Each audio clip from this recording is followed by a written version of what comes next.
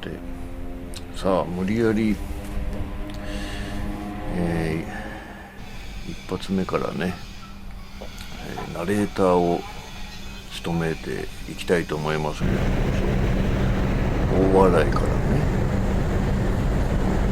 サンフラワー号に乗ってね、そうです出発をしたんですね。そう、旅の様子をね撮影したのにナレーターをかぶせてね行こうと思います。そうナレーター初体験ですね。ナレーターがね、そうこれは船内の様子ですね。みんなが寝静まった頃に活動を開始するというね、そんな感じで売店があったりね、そうこういうフェリーに乗るのがね初めてだったんでね、なんとも初体験ですだけれどもね、そうなんです。これね、誰もいませんけれども、もう別に夕方とかはいっぱいいたんですよ、ちゃんとね。いろいろ巡ったんですけれどもね、やっぱりこの旅の様子をねビデオに撮るということで一番ね、これから反省をしながらナレーターをしていこうと思いますけれども、とにかくねあれですね、なんて言うんでしょう、こういい風景ばっかり撮ろうみたいなね、というか自分が気持ちいい風景ばっかり撮ろうっていうそういう意識がねそもそも間違いでしたね。もっと人との語らいだったり、こう食事の風景だったりとかね、なんかこうもっとこうなんて言うんでしょう、乗り継ぎだったり煩雑さだったりね、なんかこう人と触れ合っている場面をね、なんか GoPro かなんかをつけてね、まあ携帯スマホでもいいですけれども、なんかそういうところを細かくね撮るべきだったなとね、反省しております。意外とこうね、旅の風景とか言って非常につまんない場面ばっかりになるね。いや風景としてはいいのかもしれませんけれどもね、なんかこうね、しかもいっぱい撮ったなと思いきや全然ね、全部掛け合わせても1時間半ぐらいしか撮ってないっていうね、何泊したのかも覚えてないですけれども1週間ぐらいいたんでしょうけれどもね、非常にこう反省をしておりますね。もっと人との語らいね、なんか親を晒すのはあれですけれども、もっとね由美ちゃんたちとかの語らいとかをね録音でもいいから撮っておいた方が面白かったんじゃないのかなと反省しております。今フェリーに乗ってね、フェリーに乗っておりますよ。フェリーのねあれですね、なんて言うんでしょう、甲板上っていうんですかね、こう外っていうの、これは今あれですね、泊まった船の中のいろいろな部屋があるんですけれども、私はこうね、なんかこうなんて言うんでしょう、こう区切られた空間の中においてさらにカプセルホテルみたいになってる空間を選んでね、1万2000円ぐらいでしたけれどもね、本当にあれですよ、カプセルホテルぐらいの空間でしたね。これはあれですね、海の上で早朝なのに虫がいたのでね驚いたんですよね。あれなんでしょうね、大洗の時にくっついてきた虫なんでしょうね。朝の風景ですね。いやね、綺麗ですさっていうのはね、この金曜ロードショーのね、パーパパパーパーパーパーパーっていうところのトランペットのね音が聞こえてきそうなね風景だったんですけど、これあれですね、つまんない風景がつまんない風景がこう、いや気持ちいいんですよ。すごく本人は気持ちよく撮って、これはいい映像が撮れたぞとかね思ってるんですけれども、全編にわたっていい風景っていうのはつまらないんですね。もっと人との触れ合いだったらね、なんかこうもっとこう人間として身近な風景を撮ればよかったですよね。こうねホテルでねくつろぎながらこう旅の感想でも述べるようなね、そういう動画をね、その時にしか味わえない感想をね、それこそ録音でもいいんでね、音声だけでも撮っておけばよかったなとね。そうね、だから実家に帰った時のね、実家を晒すのもどうかっていうのもありますけど、なんかこうね、もっとこう人間らしい風景っていうんですかね。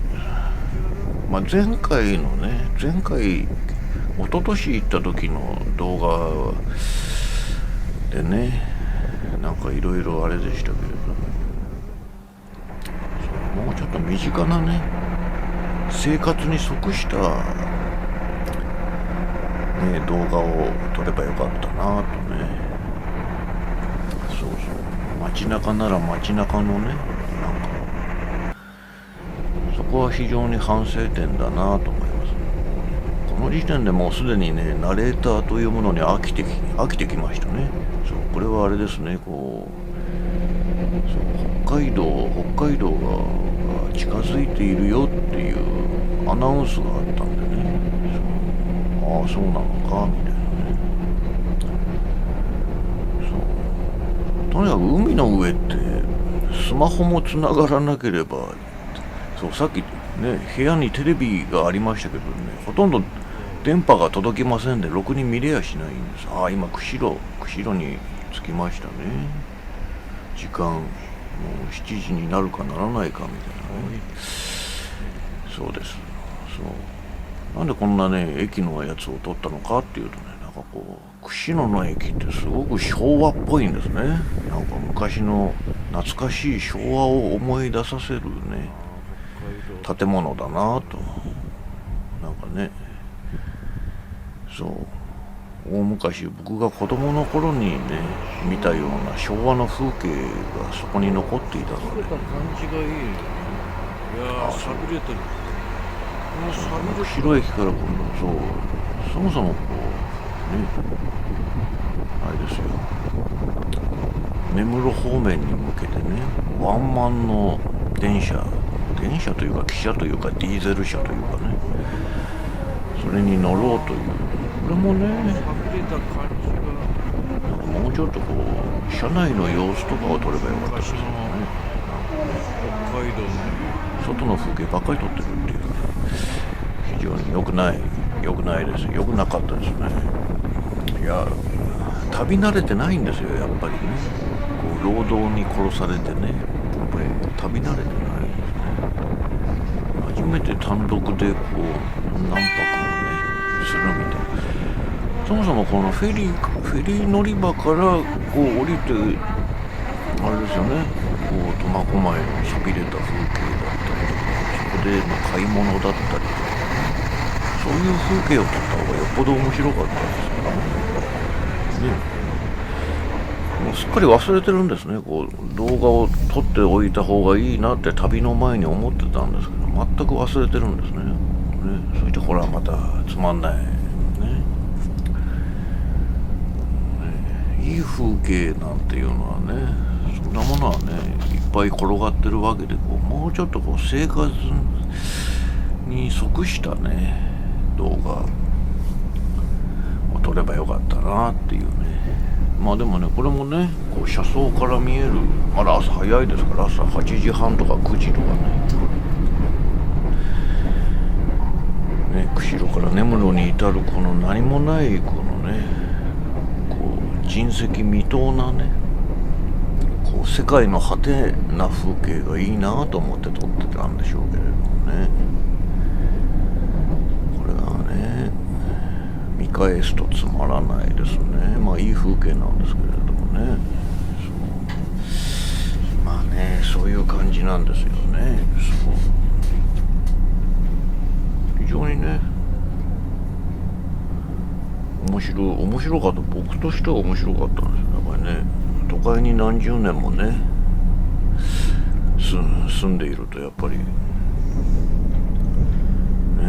こういう本当に何もないね、殺風景な、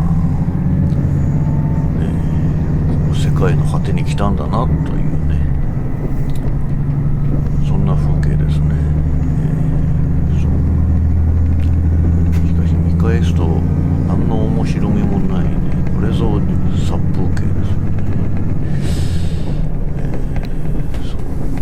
大体その苫小牧からね実家に帰ってみたいな、そういう、ね、そこでまた何かあるみたいな、そういうことがね、やっぱりいろんなことがあったわけですから、そういうのを取らないんですね。大失敗ですよ。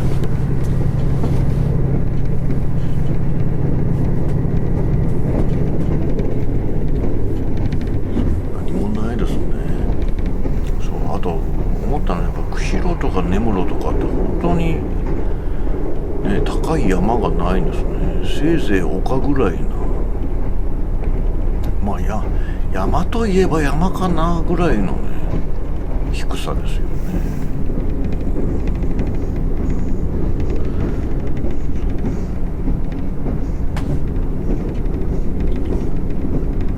すごい平原、どこまでも続く平原みたいな、というのは感じましたね。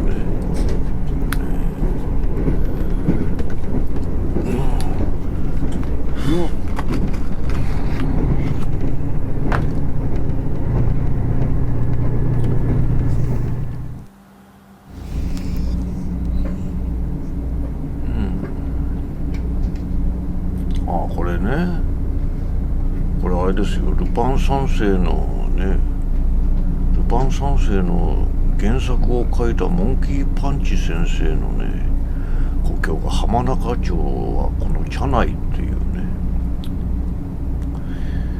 そう浜中町なんですけど、もうね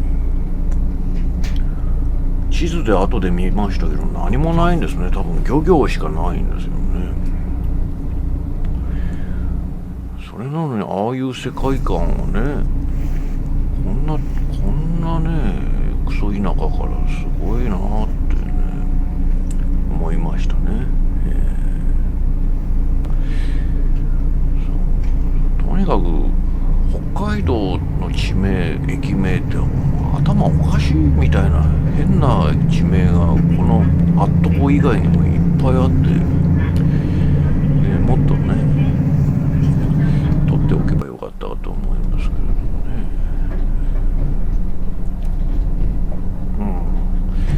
またね、そう車窓から見える海をね、開始ね、この動画が開始されてずっと海ばっかり映ってますね。もうろくでもないですね。そうこれでもね、そういういい風景ばっかりなんで、これでもカットした方ですからね。そうなんですよ。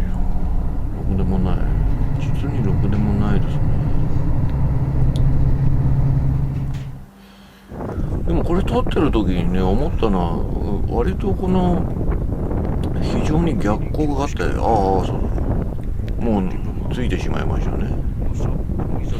そうですよ、この野サップ岬に着くのはいいけれども、あれですよね、まず根室駅に着いてですよ、そこから乗り継ぎにのバスとかね、根室の駅とかね、意外とこれはそういうこうなんて言うんでしょうね、こう庶民的な場面とでも言うんですかね、街中って言うんですかね、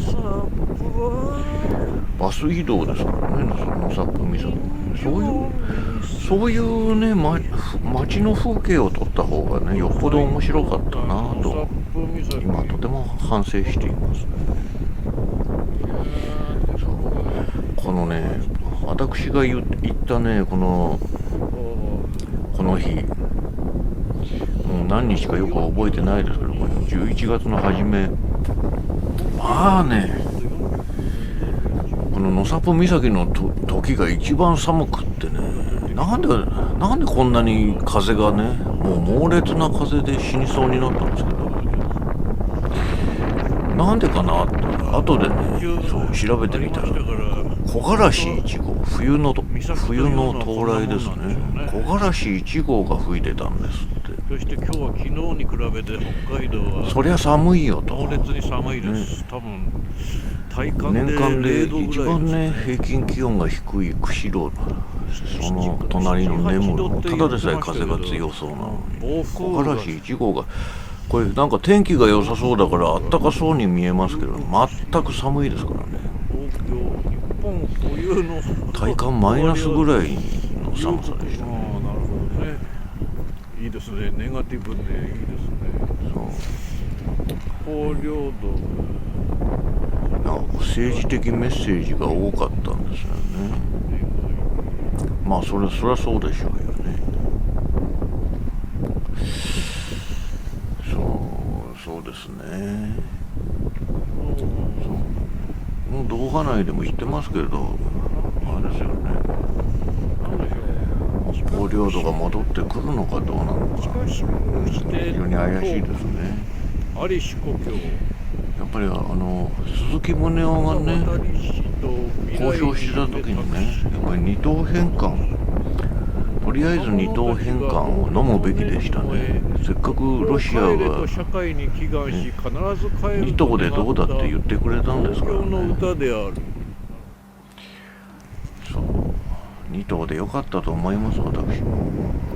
皆さん、あれがまずは2頭もらって、2頭もらえたっていう事実は消せないわけですから、そこから踏み込んでもう2頭もらうと、近くに普通にね、ロシアが今弱体化しそうなんですから、足がかりとしてね、90何年か忘れましたけど、2頭返還の時にね、その話が出た時に飲めばよかったんですよ。4頭返還にこだわらずにね。というね、野サプ岬、この根室っていうところは野サプ岬まで至る道筋、もう全然人石未踏で、漁業関係者の家ぐらいしかね、なかったんですよ。このような光景ですね。いや、ネガティブですね。いいですよ。岬の近くに結構ね、住宅街がありましてね、歯舞諸島が見えますね。こっちの方がどうなんだろうと思って、全く殺風景な感じを想像してたんで裏切られましたね。いやでも全然やっぱり街としては非常に寂れてましたよ。やっぱりね、中心、そう、駅近くの中心はね、なんか非常に意外と栄えてましたけれども、やっぱりこの突端に来るとね、端に来ると全く、すごいすごい。ですからもっと先にある野サプ岬はもっと人がいないんじゃないかと思ったら、結構ね立派な家がいくつもあってびっくりしましたね。領土奪還。そう、いや無理でしょ。北方領土が帰るみたいな祈願ですよね。かわいいですね。かわいいですね。カエルの私カエル好きですからね。かわいいですね。北方領土返還を願ってるんでしょうね。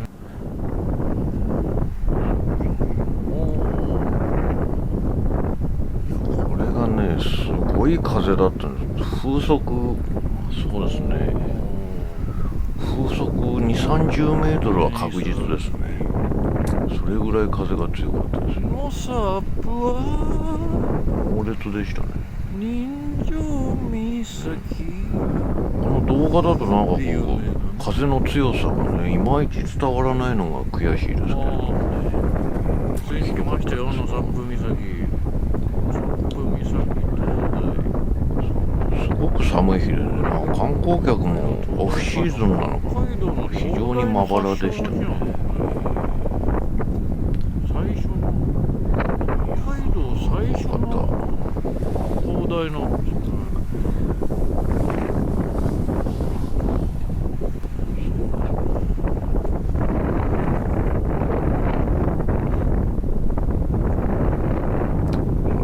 今度最東端に行けましたね。古来より非する国とされてきましたが、そのその時はそれ一番早く朝に見ます。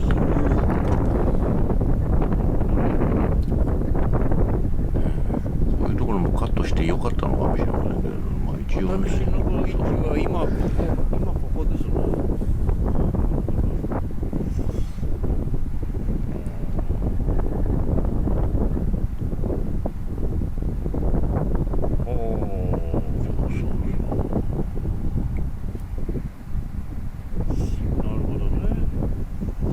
光の強さ、カンデラという数値があるんですね。これが岬ですよ。いやいや、灯台。本当に灯台として機能するのかっていうぐらいね、意外とちっちゃい灯台でしたよ。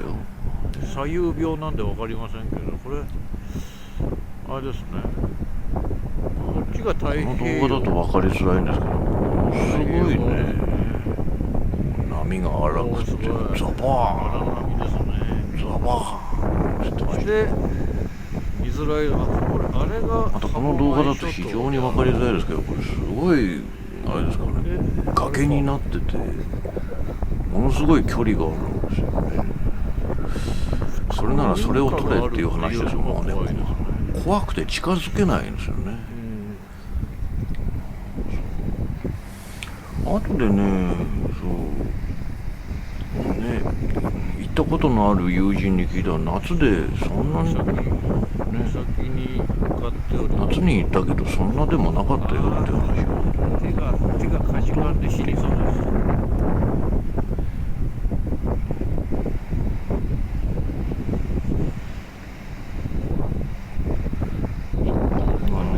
怖いんですよ。海の星も118番、皆さん覚えましょうね。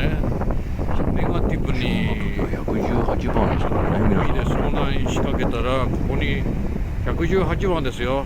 119番ではありませんからね。携帯電話また118番。だから海上保安本部電話番号がこれです。海の遭難にすごい。ね、スマホだったらね、水没し、そんな余裕があるのかっていう。これより先は立ち入り禁止です。ああ、当たり前ですそうね。僕は行けませんよ。ね、考えてみりゃ、ね、世界を滅ぼすため。後ろから帰る時とかのね、特急の電車車内からの風景がよっぽど面白かったんじゃないのかな。またね、反省点があります。おお、危ない。そうなんですよね。これは危ない。引き返しましょう。ここでもいろんな食事だったりとかね、それを載せた方が良かったんじゃないのか。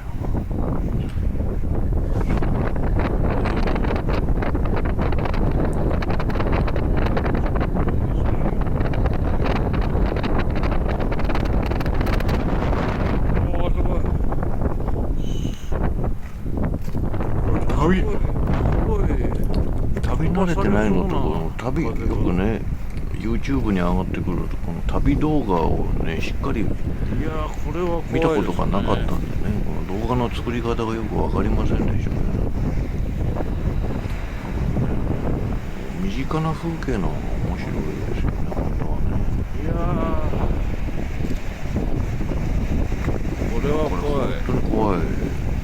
10メートルの崖になってるわけです。ウソップ岬灯台の裏手にしながらはここまでこんなものが野鳥灯台のもっと先にはこう野野鳥の観察する、ね、岬入る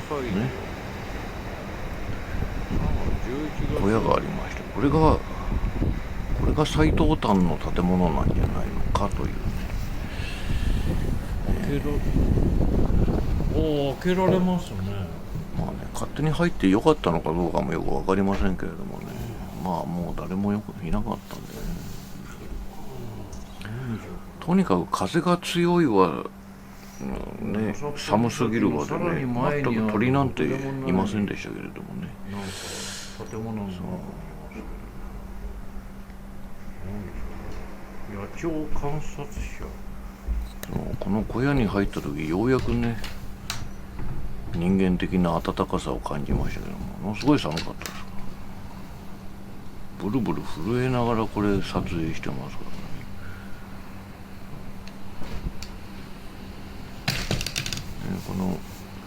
この窓から野鳥がよく見えると、とんでもない、ちょっと飛んでますけどね、なんでしょうね。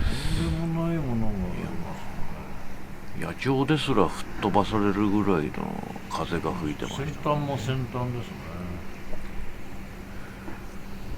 いや、この世の地獄じゃないかっていうようなね、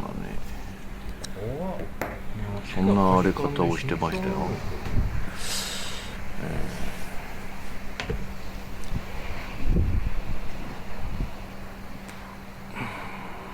見えますか皆さん。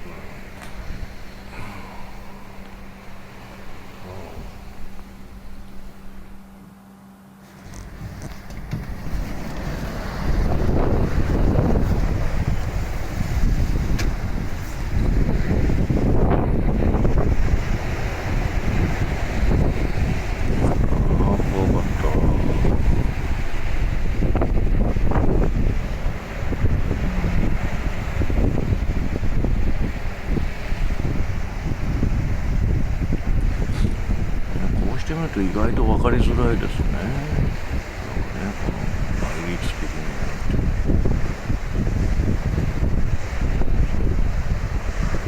この先にかすかに見えるの、地平線にかすかに見えるこのねのが北方領土。北方領土、あれですよね。この地点から北方領土が見えますよみたいなね、見えるわけがないんですね。かすかに見える土地的なものが、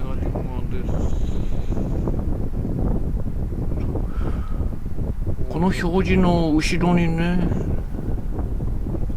北方領土の資料館みたいなのがあって、もう11月なのにものすごいストーブを焚いてるわけですよ。ものすごい寒いですからね。そこで生き返ったんですけど、その資料館の中のね様子を撮ればよかったんじゃないのかってね、また後悔してますけれども、もうねそんなね精神的余裕がないぐらいね、この時点でもう凍え死ぬほど寒かったんでね。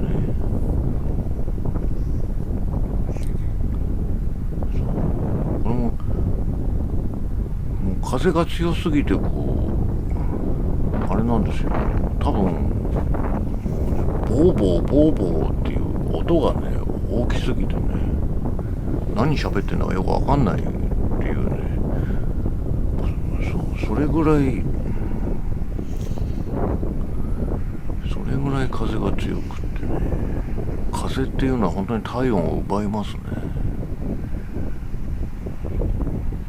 でこの後ろにあった資料館でね、あれですよ、望遠鏡があるわけですよ、無料のね。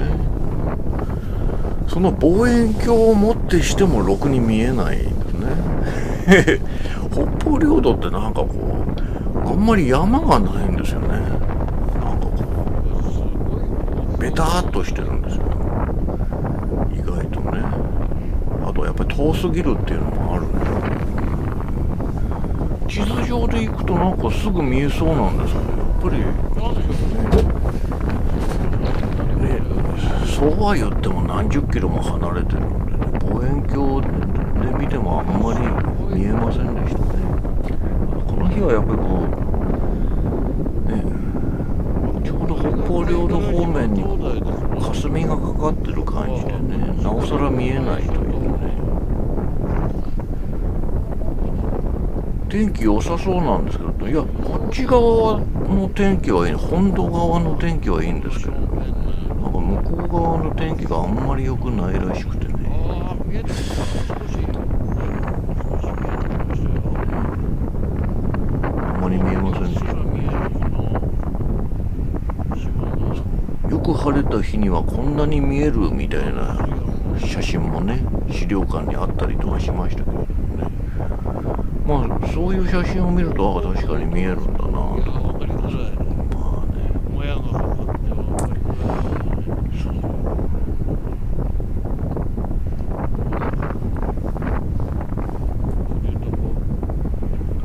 あとね、資料館の中ね、あれでしたね、歴代の北方領土担当大臣みたいな、なんでしょう、北方沖縄担当大臣の歴代のね、そいつら必ずねここに来るんですって。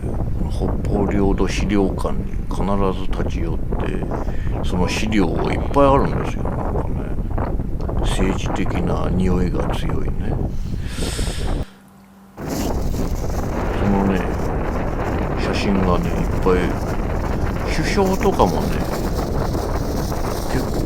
結構歴代、まあ、絶対とは言わないですけど、安倍ちゃんとかもいっぱいいろんな過去の首相、小泉さんとかね、まあ、さん付けする必要もないですけど、結構いろんなね首相、昔からの首相がやっぱり訪ねて、一応ポーズとしてねここに来るらしいですね。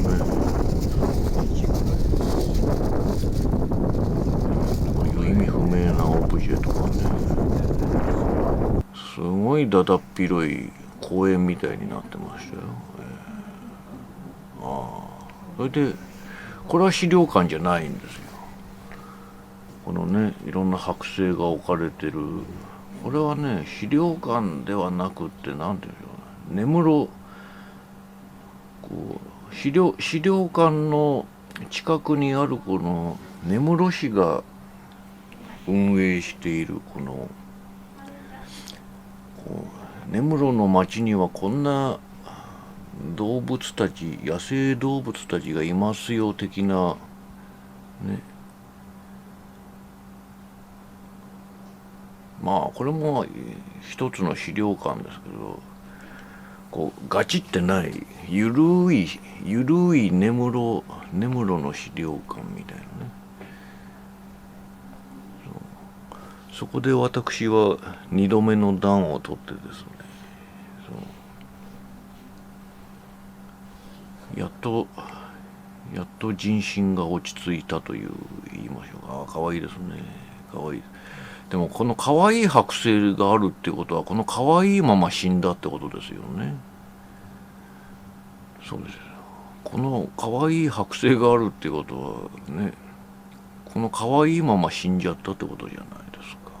死んだのか殺したのかしら。ああ可愛い、ああ可愛いですね。はい可愛い。そうね。ああ可愛いですね。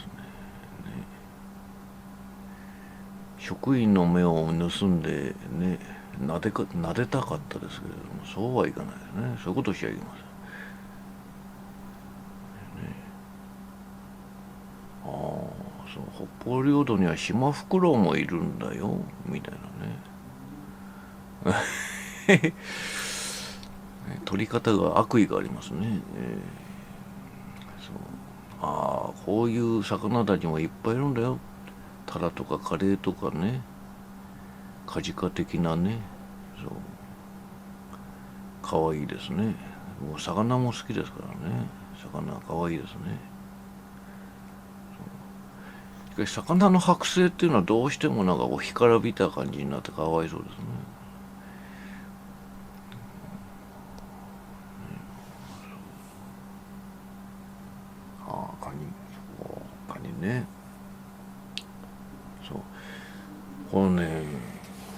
スナップ岬にはこうなんかこうね、こういうカニが食えそうなところもあったんですけれども、なんかこうね、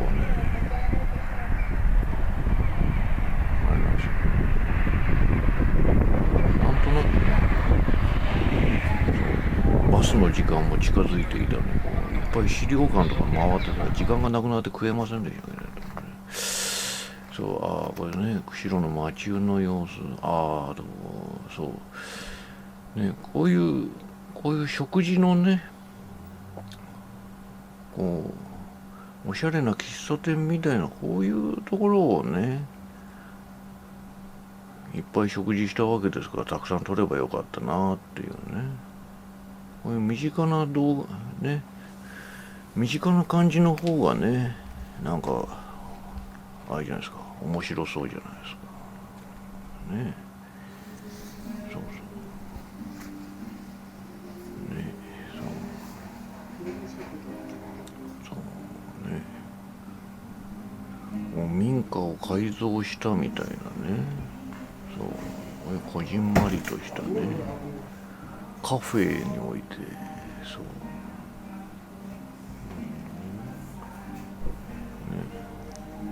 そうそうそう。まあでもこう、あれですよね。動画を撮るのはあれなんでしょうね。お店の中において写真は撮れるけどみたいなところありますよね。ここはなんかね、こじんまりとしていたので、なんかこう、撮っていいですかって一声私かけましたけど、いいですよっていう話を。ね、もっとそういうね、こうね、店員さんとのこう、交流とかをね、もっと取ればよかったんじゃないの。そう。ああ、そうですね、このね、そう。電車が来るまでね、時間がね、ものすごくあったので、こうね、そう、ああ、そうですね。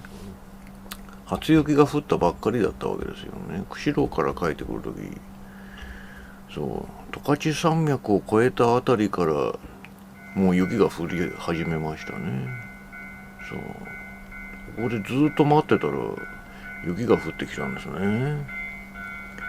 そう。あっちからか。初雪の後の2度目の雪って感じですよね。そう。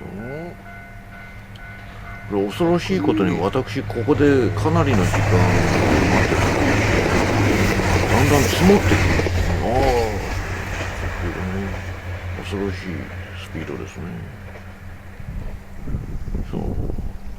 積もってきましてね、最終的には何ができたかっていうと、あれですね、雪をすくって、ね、ボールが作れてこう投げて遊ぶみたいな、そこまでできるぐらいなね、雪が積もって、だんだん積もってきたんですよね。この動画ではなんかそういう、ね、つまんないことをしてるところを撮ればよかったですね。そう。まあほら、やっぱりね、私旅が好きですから旅慣れてないんですね。やっぱりこうね、旅動画をいっぱい見ればよかったですね、事前にね。撮り方をね、そうそうそう、学べばよかったです。そう、そうですね。そう。そして旅の終わりにかけてようやく気づいたんですけど、私は私自身を撮ってないということにね、気づきましたね。そう。この今しているね、おしゃれな布マスク、そう。最後の最後であれですからね、空港に忘れてきましたからね。ね、忘れてきましたよ。ね、何の意味があってピースをしてるんだよ。そう。とりあえずいっぱいめちゃめちゃ降ってきたよっていうことをね、伝えたかったんでしょうね。こうね、紙にも積もってきたよっていうね。そう。この後本当に積もってね、そう、雪玉が余裕で作れるぐらいになりましたけどね。そう。疲れてますね。疲れてますね。そう。今こんなにひどい顔じゃないですけど、ね、疲れてそうな顔してますね、この男はね。そう、ネガティブマンです。自撮り棒。そう猛烈にね降ってきたんですよね。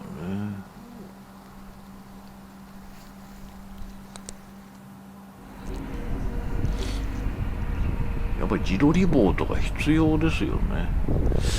自撮り棒も必要かもしれないけど、それより必要なのは何かこうちょっとしたね高さの三脚的なね、なんか固定する何か、まあ三脚か、三脚とまでいかないけど、なんか固定する道具があったらね、いろいろなところでね役に立ったと思いますね。まあカメラはこうやってスマホでいいんでしょうけれどもね。そう最後旅の終わりにねエスコンフィールドに寄ってきたらどうだとね、そう由美ちゃんたちに言われたのでね、ちょっとそうかなと思って立ち寄ってみましたけどね。そうこの動画の中でも言ってますけど、マーリンズの本拠地もあれですよね、明らかにメジャーリーグのマイアミマーリンズのね球場をパクってますよね、エスコンフィールドってね。そっくりですよ、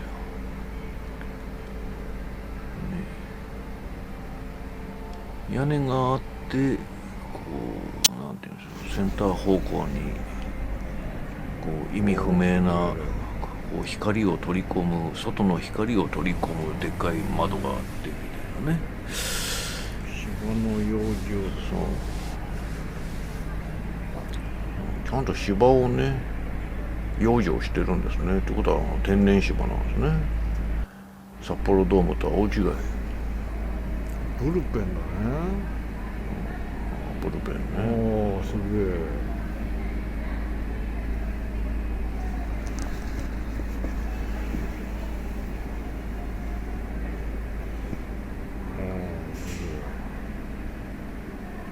でも見やすそうな球場でしたよ。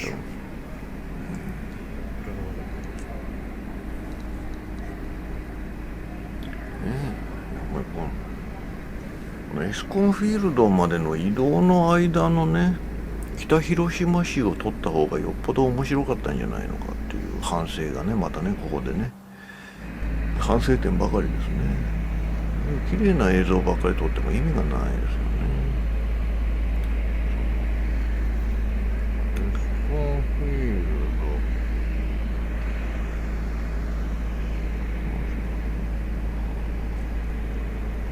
この中もね無駄に長時間撮ってしまって大きく本拠地編集して短くしてますけれどもね、なんかそれならねよっぽどなんかこうエスコンフィールドに至る道すがらを撮った方がよっぽど街を撮った方が面白かったですよね。もうアシックスじゃないのに。そうこういうでっかい壁画がありましたね。ダルビッシュと、ね、大谷翔平がね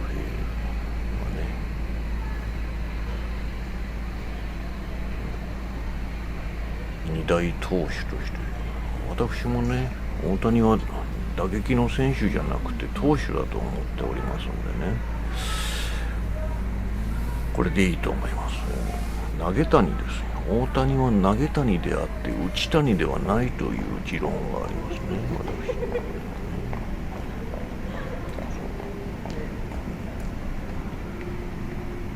こういうつまんないものを取ってくるよりはね、そうもう少しで出ますけど、写真ねもうちょっと写真をちゃんと撮っておくべきだったなっていうのもありますよね。動画に意味不明にこだわってしまいましたね。そのくせろくに撮れてないっていうね。いやーこれはダメですね。そしてここからが写真コーナーになりますけれどもね。もうちょっとなんかこう街中を撮れよっていうね、街を撮ってください。そうね、そうこういう食事のね、こう何気ない食事の写真の方がよっぽどね、そうね、いい風景より面白みがあっていいじゃないですか。何を食ったんだっていうね。そう人との触れ合いとか、そうね、こういうね食べ物を取った方がね、何のための北海道なんだっていう話何のための北海道なんだっていうね。魚とか魚料理とか一切映ってないっていうね。